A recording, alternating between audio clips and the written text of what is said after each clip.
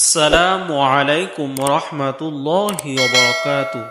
সুপ্রিয় দিনী ভাই ও বোনেরা, আজকের ভিডিওতে আপনাদেরকে জানাবো দৈনিক 100 বার সুবহানাল্লাহ পড়লে কি হয়, শুনলে অবাক হবেন। আল্লাহ তাআলা বলেন, যা কিছু আকাশ সমূহে রয়েছে এবং যা কিছু জমিনে আছে সবই আল্লাহরই।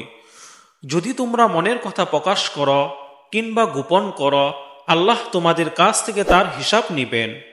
অতঃপর যাকে ইচ্ছা তিনি ক্ষমা করবেন এবং যাকে ইচ্ছা তিনি শাস্তি দিবেন। আল্লাহ সর্বশক্তিমান। এই আয়াত থেকে স্পষ্ট যে প্রত্যেকেই তার কাজেরই হিসাব দিতে হবে, তা গোপনে হোক কিংবা প্রকাশ্যে হোক। নেক কাজের জন্য পুরস্কার ও অন্যায় কৃতকর্মের জন্য ভোগ করতে হবে শাস্তি, তবে ক্ষমা বা মুক্তি থাকবে আল্লাহর ইচ্ছাধীন। এখন আমরা জানব দৈনিক 100 বার সুবহানাল্লাহ পড়ার ফজিলত। দৈনিক 100 বার সুবহানাল্লাহ পাঠ করলে এতে 1000 সওয়াব লেখা হয়, 1000 গুনাহ মাফ করা হয়। আল্লাহ তাআলা আমাদেরকে দৈনিক 100 বার সুবহানাল্লাহ পড়ার তৌফিক দান করুন।